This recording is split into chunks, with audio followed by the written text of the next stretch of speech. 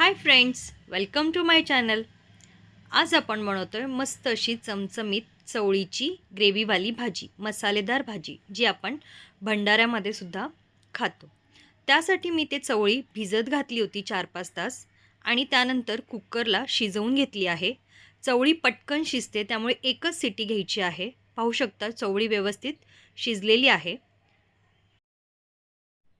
मसाल्यासाठी इथे मी 5 ते 6 लसूणच्या पाकळ्या घेतल्या आहेत। अगदी थोडंसं अद्रक, खोबरं, 1 चमचा जिरे आणि 1 चमचा धने, 1 मोठा कांदा चिरून घेतला आहे। मी इथे मसाल्याची क्वांटिटी कमी ठेवली आहे, तुम्ही हवं असेल तर वाढवू शकता। आता आपण हे सर्व मसाले व्यवस्थित भाजून घेऊया। इथे मी तवा गरम करून घेतला आहे, त्यामध्ये आपण जिरं आणि धने प्रथम भाजून घेऊयात। मी इथे कोल्हापुरी मसाला वापरणार आहे, त्यामुळे मी बाकीचे कोणतेही गरम मसाला वापरलेला नाहीये।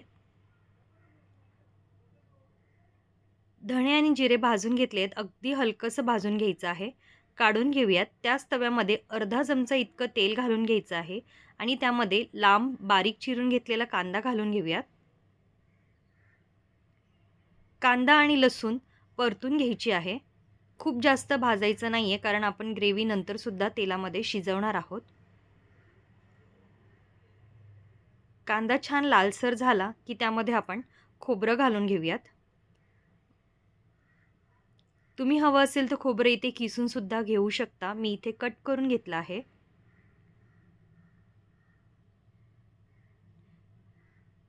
खोबरं आणि कांदा छान परतून घेतला आहे। आता आपण हे सर्व मिक्सरला वाटून घेऊयात।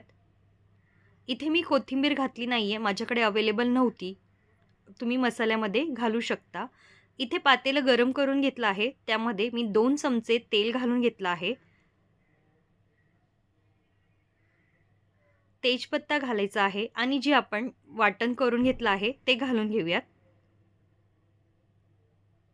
त्यामध्ये चवीनुसार मीठ घालून घ्यायचं आहे आणि इथे मी 2 चमचे लाल तिखट घालते आहे, तुम्ही कमी जास्त करू शकतात।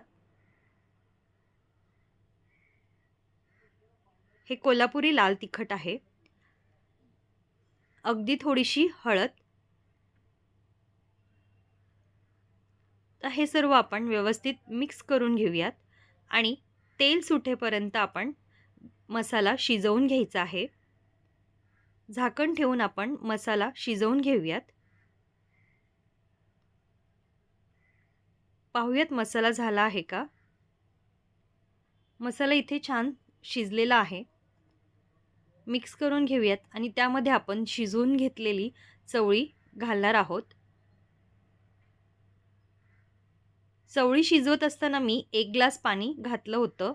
आता मी इथे जास्त पाणी वापरणार नाहीये, अगदी थोडंसं पाणी घालणार आहे।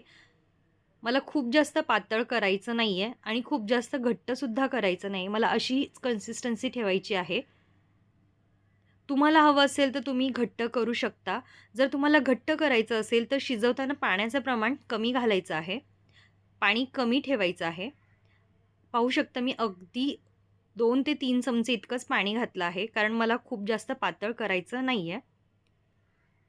आपली चवळीची ग्रेव्हीवाली भाजी बनून तयार आहे। तुम्हाला ही माझी रेसिपी कशी वाटली नक्की कळवा। आवडली तर तुमच्या फ्रेंड्ससोबत शेअर करा। पुन्हा भेटूया अशाच एका नवीन रेसिपीमध्ये। तोपर्यंत धन्यवाद।